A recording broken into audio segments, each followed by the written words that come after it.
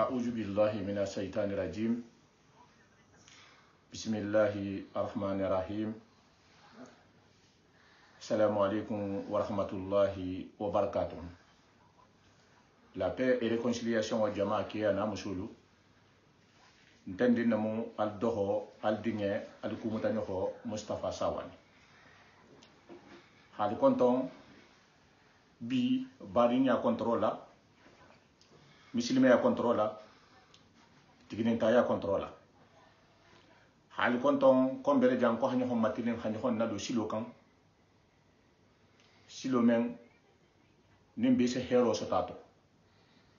Silo men nimbe se kunna dia sotato. Alamon lola siratal mustahima sidoka. Alamon nga tonyalon tonyati. Alamon nga faniyalon faniyati. Wakona la marialu. Bena la sumon na mon kambi. Bena la sumon na bari nyaleka. Hambi mbe adresse la jeunesse la. Jahanga ya jeunesse. Na hatra na katanyame. Tahobe kala wonyale ke bali se taxale ibatula telu le bulula wo kono wo ke ba kende kilinga lu bento alinga na jahanga ya alinga nyanyini alinga la taxama nyanyini alinga la saha parce que même ben nafili labi xanna bu silo kambi abe siyaring abata siyaya habe mumma ambition personnelle anim fan koto bambanga men ala wo do le dénoncer la ala ko telle génération future sini nyasigi lalu atel membe sini na tahamala jahanga ya se siyadu manyame na alisa la tahama nyame ki comme alu bembalu men haja hanga ya nyin fondation lisigi men haja hanga ya la tama ma fo laban nata de ko lu bular ngatote nko le men ha malon ta hanga ya into ani men haja hanga ya nyin fondation lisigi e hasigi dalilo men kan ani hala tama limani ya men kan ani hala tama ala nyasila nya men kan mo holu kana sotonto bi men bo silo lu ma modifier lan ha ma modifier hanan nana sila kan ki ko me ala tama ho bi tel la nyamen na aseke girimba ko to nyame harji heli se nyina to nyame na mo ba kendo illa ko to alanya silan mo ko illa ko to o organisation le be siare organisation be siare wo kono la mbe barka bulala na lon nadia ni mbe kumala mun kanja ni na mo uti memun na alifalu na mo balu itahamanyalu ani hakulu mutanyame ani nimbe fi dawuli kala wuli yambi ani nimbe tahlila kulu to bi ni se tahbulo memma ani se tabara nyame kije ani se ta ko men kije dan na tambi kulu to silali to memma ndiji ite fanga je tahlala barbe malo dol bi je be tahlay be ko dolu kala je inta kala bale ni informeta ita ta kalama wallahi ibisilo kendo mutalale inta bara si fakela woto mbejang ba mbata lonna lula me lonna ni bata kuma mbata me afula amela jang fida wo se kenyadi jura lo se kenyadi lonna de ba fo kay bata sagi ibata afo nyabala ni ko fidawo ni ko hatta habonna alfalu dulalu to mbe yiri fitali ko tegela mbe yiri bulolu tegela mbe bankolu kola mbe kenyolu kelanku est-ce que kenyo se jon hajo jara yiri bulo se jon hajo jara yiri fito se jon hajo jara a téléphone ninkelo a tel jeunesse do ale ngan na ko nyanyi ninde alen kana son fen ko yinga na limane ya bombulu de non te dunya yin sana dia ilema alkiyama soto ala mun be kisila woma mba kala men fa Allah kula est ce que wulu barata wonyale mbata lonna la membe duala lonna yembi lonna menu ni haje danna tambo kata kuto me silan ise bo ha dénoncer lonna men bi ni haje sirikuto ko be kirin jalan ko be kirin na ko ton jahangaya in kono ise bo isa dénoncer imake ab mo contre bari ba kala ala ko système le moy ki manni ni haje fanan jana nan tendi menala kumala wala dokan dafa dantandi hata haman sedo yita hafon na jahanga yi nasabato halalo silakan iko men na alifa fololu men ha jahanga yi samba dula beto anya daji go nyima est ce que wala hawolu ku shifa do lu kele benalati na hatra akor aprobu be men buliki hakele ese no na la ha boy ha video yin contester e ha fa hakele muslimo lu tulube la muslimo lu tulube mbela ise na wo doti koy hawo bara sifal kele wodu dunga jahanga na tamale ani la dino aman fusi tingema imam ala soso iblatan kila la sunnoko binin telbata ke marcheti mbata ke marcheti wala sila kendo lu mbata ke godini ni ndangati ala mon kisla ala mon natangala woto mohammed ba fi han tromper alen kana so mbula la tromper li wo konola ba système le dulu nya sifala ala ko baringa kema na musumadu men se taha ku sifato ani men sa organisation lu ke parce que dobi ya se ko organiser le barsatra ku dulu se kato amala wuluma ala ko la hawo fanan système form kene musuli yen ni membe jama badenna ise jama madenyadi londo yenno ngalondo en jamunti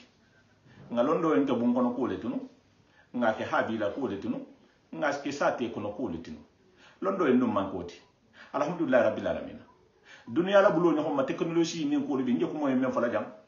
nako moy ni ngabula sayin aka tala dunya tankan nano beto woto ni be ku fala fa hake kuleti har so soro tarta to bara hake so soro kan so soro men se mo holu munafa bari hakumo fo nyame so soro fa man tarato ebe kumo men fola mo hol hatege woto abe kuma la kumo men fanan ka mo hol hatege kuo fananto parce que ha koto londe sa ibata londe sa antelale ala hajidika londo buluma ne arhano lemu alla kitabu ni nkila la silo lemu wo be safere wo be ge yata dem homa woto wala hake londo yiri wata londo te bunkono kuti londo te habila kuti londo te bunkono kuti londo la beta siaya ala ma baraka ma fanan siala wala hake bibe fuyi kalabi na kebal la kuto na alfa la kuto ni haje nko nga janna gi ya don dimbe sumun nam bari le beyen ala ko len na alfa lu nimbe ku dembe nde ya lila mba fo lila kuto mba ke lila kuto lonna do lu mententi lonna do lu menga ku lo ahi koto long ise karan isa fasari e kana ta kuma me men dembe nde ya lan na alfa kendo nyidula e hana sikka ko ila alfa lu tarambe sila jomanto sa taraite la funya ila ambition personnelle ma ala ko ha ku sotato wala ba kala mo holi be sikala wala ko exemple lu nenta hata fidawo dula la to fidawo be kuma la wala kambi nga imasi do jele wato yento amambe mbe commentaire de ke kan kuluma kuma kanu be kiri ni hade be anda na alfalula satra wo har alla kila satra man kaye har sai bolu satra man kaye so dembende ya halan na alfalukum hadeila bar ngadu nga fataw mare ali nga fataw mare lonna le dum ballas na sahata lonna le dum tubenna nkana ku dembende ya na alfalu la mente saferin nabi kono atu kono nkana na alfalu kuma fonna alfalu ma hike ko me masi sen titi ala nya silan na le muiti wolu ala nya silan ket ala nya silan moti depuis mbe ko makilim fala dan janni mbe jam fala na alfa bawulu ni haje mbi kuma na jang ha ko defandi ala ko ntelibetu la wala silo kam bol la silo kam ne mbi la ko to le bi anin sini bar men be de pudo dembe de yadi la mba fo da wole yen nki hay sabari ala ni annabiyen fen ko kana ke nga bara nya sifa dulu ke ala ni annabiyen parce que ni kuma tawlo kay kuma la jahanga yale kam mena ha jahanga ya sigi ha fondation o be sigi bin telbataje wulu kabri ha jahanga ya yi na folo hanabula haifa tutalume ibaba du bije ibemba du bije nenema me kibe ku organiser la e comme fida wonte lijato nyame fida wonte tanati ngalon na defana nyinen ka lon na ko hata habo ibemba tarasi ma atrambe janne aboda janne souvenir lo wonte tanati asekele lon na ko beto nyasi fa nye ko wonte tanati bari mbemba yinu histoire kono ma fola ba ngare ko le men ha fondation o fanga sigi wolu ni dingelu dolu ani maman nga dolu ilonta le haylonta bari na miro to mallala ni hajama maden ko hataha fidawuki i wulu woli yen e ko men jato ti nyame ma fo bi ameke de baran ko len ki telu make na dun dalilo be membul ki hakele isafo ma fo hafidawo ki baba lien ibemba lien ibe jammenna mais hake marché ti ko men jato la marché ti jammenna bi na dalilo be membul isafo to baran na miro to mallala ni woketa mbari ngam bole dénoncer la ni ko kibe jahanga ya defandi la ni ko kibe ko balan na alfa wulukan ikata menti xamenna tahama ibo le fola mo hol yen ibo le fola mo hol yen hana fo itunenta janna bota janna hayinke o tuje dunya de nyabenna dunya de tulo benna i hayin boja hayin na girin di janna ta tay ti janna wo tuje lon na le benna sahala e comme ma si senya ko lo anin kero o dembende yanna alfalu la i valeur raciale oti nyaba la jaharti babu du jam ese babu jeli jan sai be salom ma si senu ibe dun na dan na janna be bole janna ibe ko no la bole ibe ko no la tunenna be nya so jele ibe tala bole bulu to ibala sala be nya so jele jam ibe mohoto kuntula ibada jokki den honna ebe fam kala ki ba ebe tafaha i khasaja la kende ala marne ngole fo ko londo be yiri wali ne bi londo bunda batala ka londo te bun kono kutu londo te habi la kuti woton na alifa kendo nyino nimbe ni la ko fala alqur'ano be larin sin kan na alqur'ano kono ko fo mo holiye wol ham shiye mo be ke ha ala la kitabo e hole nyasi fay mo holiye hole la jensen hankila la sunno la sabati hayla baba ni bemba daji go nyima lu fo ha lawo kan monna fana me ko nyanga danno en point monna e hadaji go nyima menike bara nyima menike ngolu fo e ha mo holu la kisi nyame ngolu fo e ha mo la lo sila kan nyame ngolu fo e ha bari nya julo joki nyame ngolu fo e ha sigi nyo ya julo la kanta nyame ngolu fo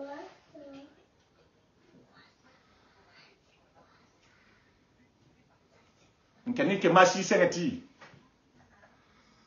ni masi senguiti ala nya silan nya masi sengale muiti woto fana hafa ko kontele bemba mo abetenne ou bien ba be mbante wole ba do be mba me ku ken do ke ni do be ha be mba la ku fa nyame na hatara contre non mais ça n'a rien à voir, ça n'a rien à voir. Kuma kan sifa wolu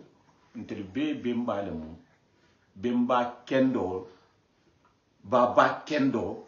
wo tartare jahanga yanyin kono wolu le ketam be mbati wolu le ketam be baba luti ni te na ta fo ko ba ko ite direct le mo ou bien indirect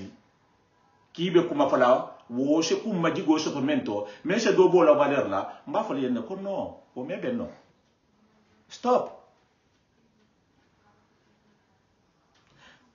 haita be fanana mo kendo mo kunnama mo alanya sila mo kilin tan toti ne haje dunia be den ta rasulullah la anata to nyaleti ni haye dunia be den ta saybo nyula inata to nyaleti jahanga ke bayinu alifa ino mina jahanga yasigi ni haje be den tila be bi to hofola be bi la kumo fola be bi hidimala inata to nyaleti wo to nyawo inata wo menti ninga mo bo modifiera hakula di la kote menti la koti hakuma foi la kote iso kuma digo sotomento jahanga ya kunna dogo ya sotomento mba fola len kono génération petite la tene membe na la fo no ala ko ikanam mbemba lu trasi la tnema e kani ke baro la tnema ha ben itelula ambition personnellement ala ngamba wo ma ni manso hadinge soto muso hadinge soto adinge keta mansoti aha jamano bemara jamana dinga be bata to la responsabilité kono jahanga ya keta tenne din kendo meni sotata fa kendo meni sotata bemba kendo meni sotata e hidi mbeta sifa lu siaman tuti ko idaji go kendo wolema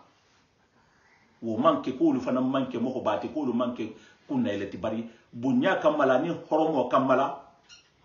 wala hake hakulu tu nyhom bulu ibulata nyhom ko ala siloka bari man nyhom madende ata yilu fitolu makati ata bankolu mako ata kinyang bankolu ko ha wo bulaikum ala gabu oto abedula me ata habadulalu ho bankolu ko ho fitolu kati ko lebe kunoli teyen ata dum mawo barake asiye kono mbarnya intala silaka ima wo katela kula i ho kele parce que konto fili dole bi tele ite ba fe wala hajara ahamen ke ite mambula aussi doko ahi tugo alala abulata nkila la sunno pourquoi il fana mawo ke i ho ke mbata me jang lonna de bata fi dawo nya sifa nyenjang akiliar tale bal message la lonna ni kala le matu ni lonna be na ni sumundula nyen ko lu kam ni lonna be na ni sumundale ala ko hasumunya hambi hatangi jahanga fo ninke lula kunena ali kawando ali la mekene ali kana ke ki ko me misiki ngay na me lonna dola ako ko kawando je ke kanne ki ko me misiki parce que c'est do la ha kawando la me ha kura kawando ha me interdit o sa ho ma bakela e janara me le ko sigo wonte de ngalonna la me be men fala be men fala ni barta wala isi siloji bari hasan kilinke be kawandu la mena sanfule be kawandu la mola ni ko nyamen ko fidawo ou bien kudo be karsa kunda tana tahay ha fidawo ke fidawo e bata fon nyen ki se tahay se duwa sa wantele ye mem fatuta men suma yele mata ihilo agaburo kunto e halas ha ni na trambeli la kunu ni na tahta jela kunu ni na ta janna kunu wole de la ren dugo ko to tay je to sumata ihi mira hafo ifananta jang nyata luwonu ko lumo be silale iha duwa sa wante ni nyen fo ala mensi yam fama harjana kallanke diama hajjumu junubu khafaru kay lonna beta fo nyen ko on teta ko le seke bari natale karsa ihan kabri ko le be bole yare man kayti soto man din soto man nyinke fi se ko le se soni anye wone kede ko meke lonna de bata fonyen ko meke isa ta ha gabu tole ko hata harfar tarasa wante fure nyenye ifana nga yiri bula ha ko inna banta nyame ki fana mbela banna janna ala ko hila tawhid la kamala ala ko hila limana ya sabati ala ko hike mogoti men silanta alanya wo hasi ni ho bunya ha dinga bunya ha musu bunya aha ku muta ni ho lu bunya ala ko fi se ko mogoti wala ha ki hakanta hala gabu woni to bari ata ta gabu to ya ta hi hajo betara yiri fito ni bebe tala munna godiko banko be ko la munna godiko asifa mbedi nyame na onyambe hina ni sa ya fanga me hina no wala complètement mon nyen kono rêve membe na mbena ala menkela wala ben wala ambition ben woto wala hakem kumata bi ngam permettre hakuma jahanga fonin ke di beyen na kata nyame nin taho be kala wonyale na alifa follow la silo ala ko hakenye miroirti ala ko hakenye tahsiranti moholo kani la silo la filima hi kenye masi senati hi kenye dantam fen manu safa nyadi tunenta janna mbota janna halaire janna no wokulu ni hol lame amutai habula ko jela mafanga hila ko nyani ni hila kiyo keso nyani ni hi ya haima itahamata nyame ibarata nyame mbatam kali alala isekisi parce que alala kitabo le la fasa ibulata wole silo ko nkila la sunno ibulata wole ko imandun silkuto kuto hi musulu bunna hi dingal bunya iman sondu nayi si hakoto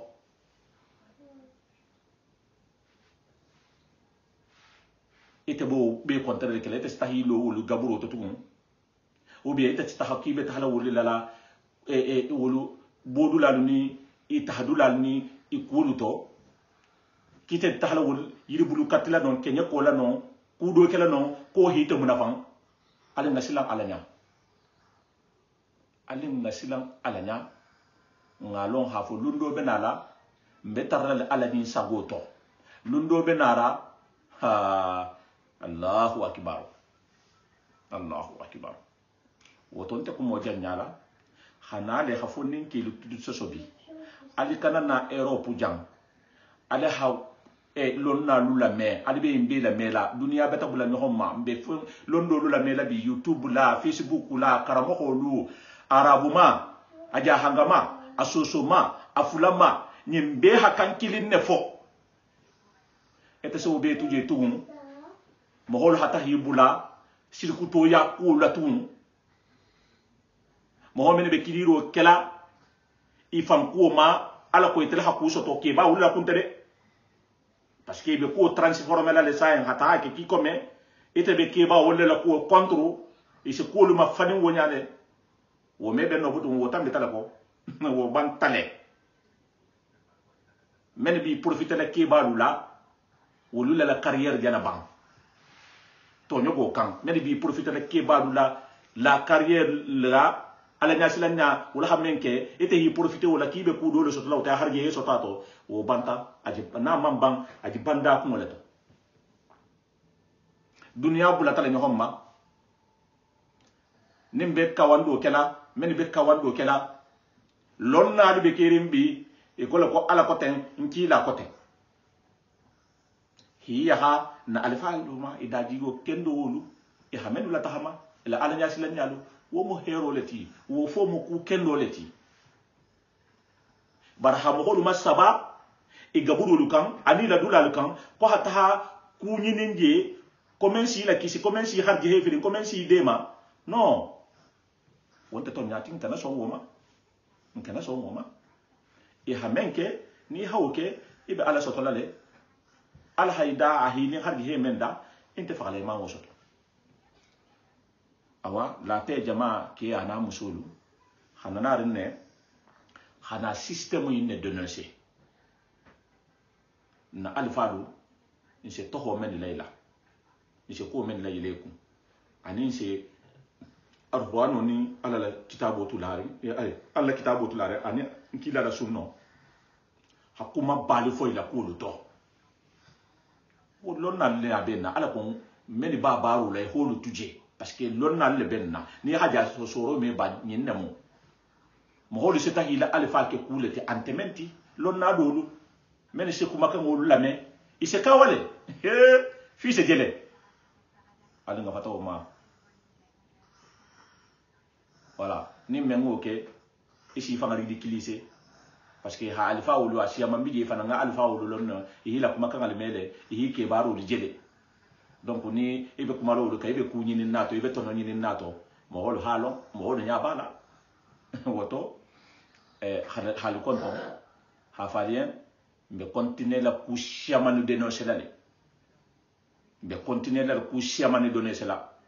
ala ko ateli génération future jahangaya même be fokan na alfa la koto ageya menu halma nyame mais ali bula silo mo ntelu do mais ali bula silo dévier la nyame ima silo meneta hana wo silo do bula le koto ki holle ke satra imake bi imake sini hal konto ntende no mo aldo aldingal ko mutanya fa Mustafa Sawane hafadiyan ko salamullah alaykum wa rahmatullahi ta'ala wa barakatuh inshallah alim be wahati ko ta ni wahatu ti go sonta merci